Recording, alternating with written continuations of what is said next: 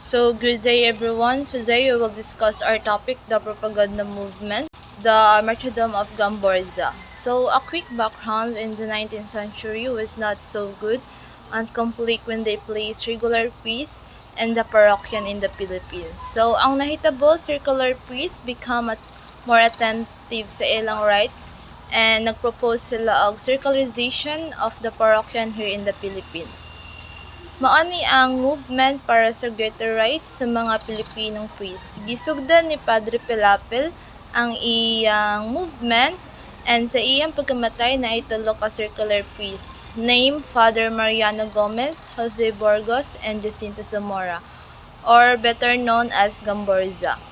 Ilang gi-take over para i-continue ang movement pero naay nahitabo sa Cavite. Sila ang gi-accuse na pasimuno sa revolt ug tungod ani giparusahan sila og gipatay. The immoral killing of Gamborza helped the Filipino, especially Aristados, na nag-reform og movement na nag-aim to seek reforms and para ma-inform ang Spain sa abuse na nahitabo sa ilang colony elements sa Pilipinas.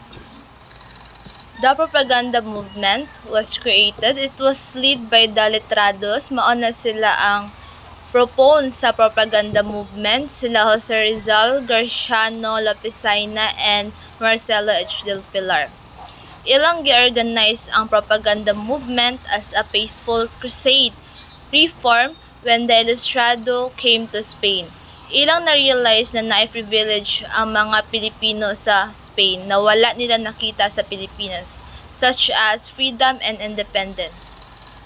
Tungod sa ilang liberal-minded, they begin to understand the injustice and inequalities and ilang gitrayog address kini mga deplorable condition didto sa Spanish monarchy para ma-apply ang freedom and privilege sa mga Pilipino sa Pilipinas.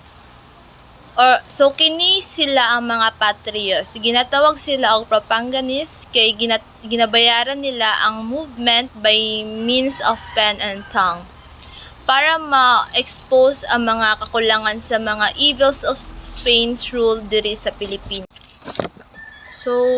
Propaganda movement. The aims of propaganda movement: first, we have equality of Filipinos in the Spaniard before the law. In the 19th century, polar equality ang Filipinos sa Spaniard. Kung black skin or flat nose ang isa ka Pilipino and you are inferior of the eye of the law, gidesign ni na form para ma-stop ang discrimination at para ma-promote ang equality. Second, we have assimilation of the Philippines as a regular province of Spain.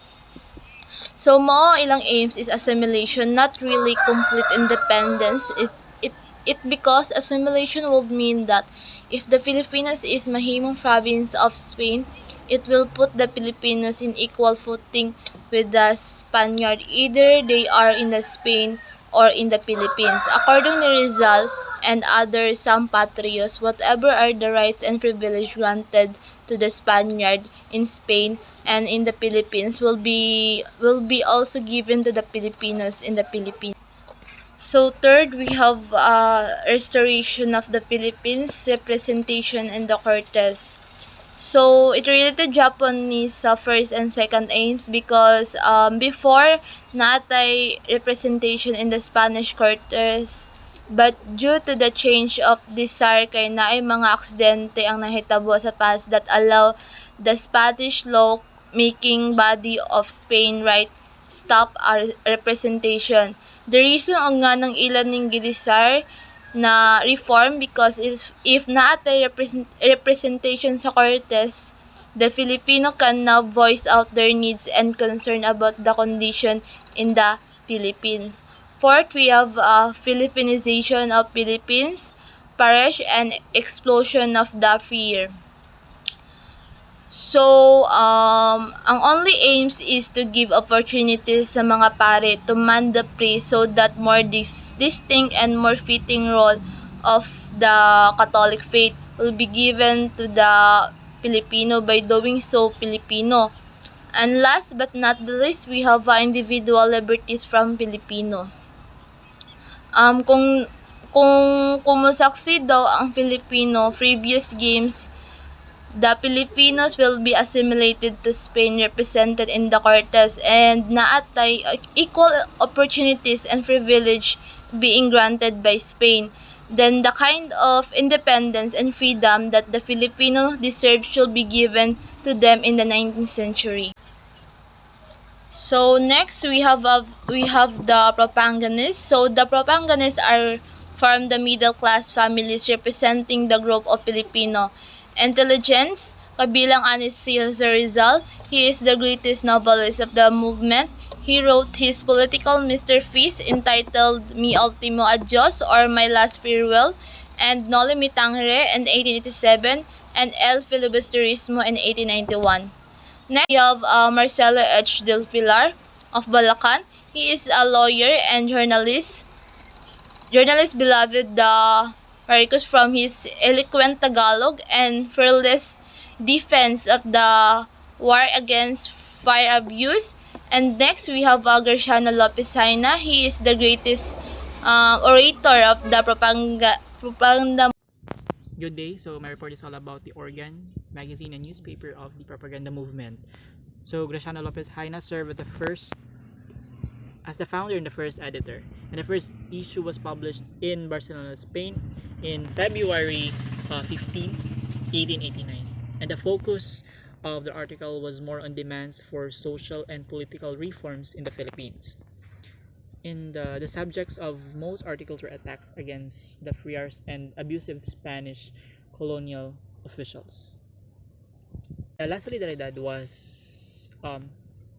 written in Barcelona from 15 to October 31, 1889 until the last issue on November 15, 1895. So kaning November 15, 1895 mo ni ang mo ni last day katong nag-operate or nag-operate ang La Solidaridad ni newspaper. And on December 1889, Marcelo H. Del Pilar replaced Haina as its editor, remaining as such as the demise of the La Solidaridad on November 15, 1895, after the existence of 7 years. And so, I just want to to share with you the contributions of the contributors of the La Solidaridad were mostly Filipinos, such as Marcelo H. Del Pilar, Plaridel, Dr. Jose Rizal, Laon-Laon, Mariano Ponce, Naning Calipolo, Tigbalang, Antonio Luna, Taga-Ilog, Jose Maria Panganiban, Humapa, Dr. Pedro Paterno, and Antonio Maria Hedor, Isabelo de los Reyes, Eduardo Del Lete, Jose Alejandrino, and some friends of the propaganda movement also contributed, notably Professor Blumentritt, an Austrian ethnologist, and Dr. Moraita, a Spanish historian, university professor, and a statesman. And in the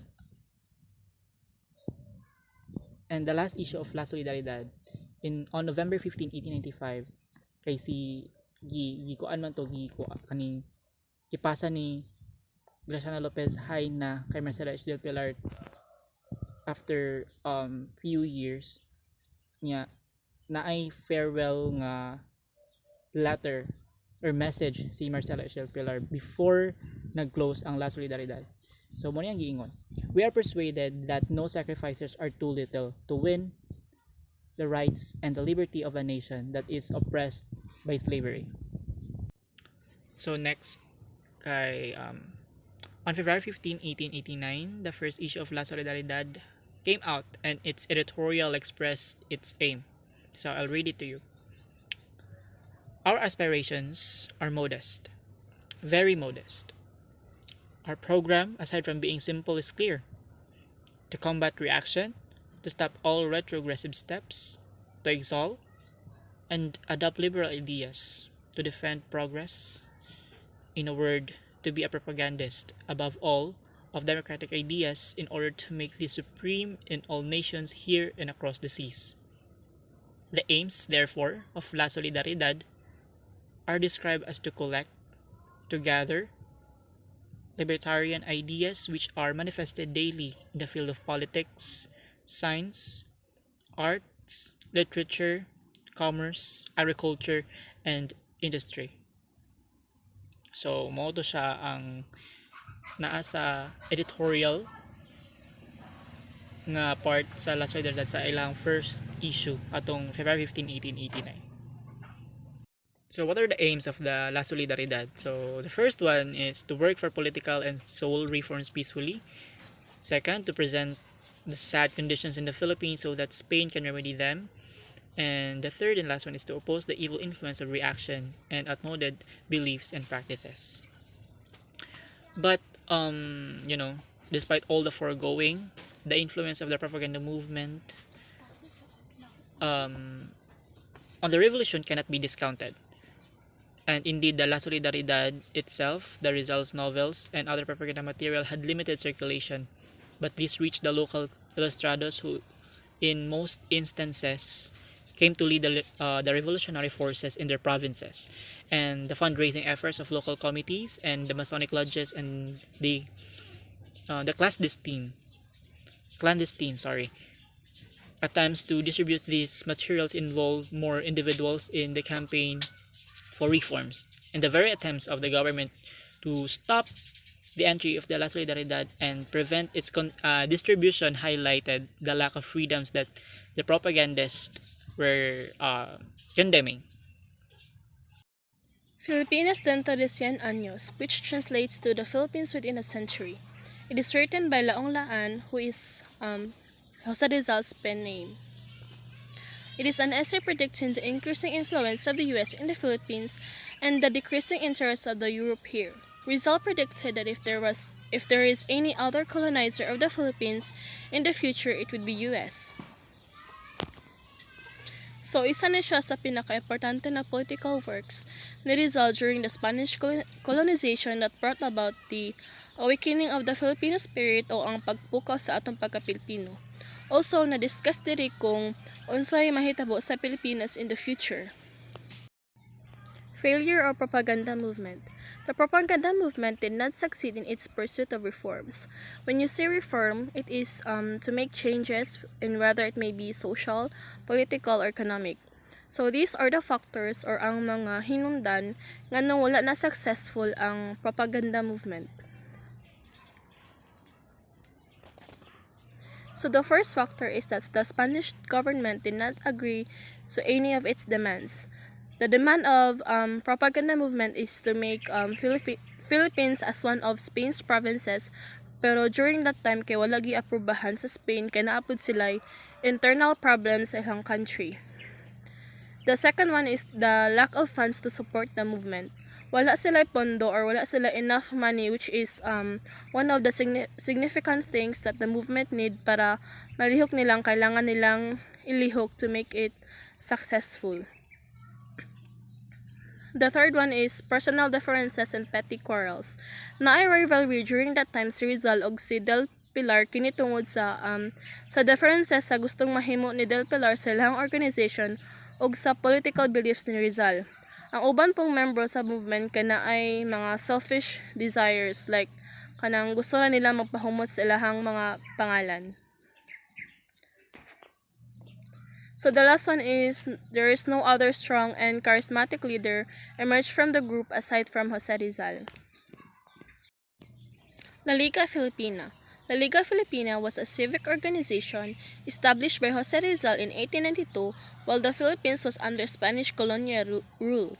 It was also founded at the evening of July 3, 1892 in Ilaya, Tondo, Manila. The founding officers are Ambrosio Salvador, the president, Diodato Arellano, the secretary, Agustin de la Bonifacio Flores Arevalo, who is the treasurer, and Rizal only served as their consultant.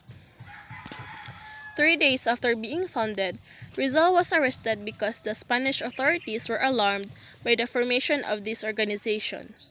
So, ang Liga ay isang uri na mutual aid or the exchange of resources and services for a mutual benefit at self-help society at na nagahatag og scholarship funds, nagahatag og free legal advice, nagahimo sila og cooperative or co-op, and ang liga ay naging banta or threat sa Spain tungod kay nakita nila ni as an act of uprising against the Spanish government. When Jose Rizal was deported to Dapitan, La Liga Filipina went inactive. La Liga Filipina was torn into two, the Cuerpo de Compromisarios, who were the conservative ones, and the Katipunan, who were the radical ones. The motto of La Liga Filipina was Unus Istar Omnium, which means one like all. The aims of the League are to unite the whole country, protect and assist all members, fight violence and injustice, support education, and to study and implement reforms. End of the propaganda movement. Although the propaganda movement was a failure, it became the avenue for the birth of national consciousness among the natives as well as the radicalization of the masses.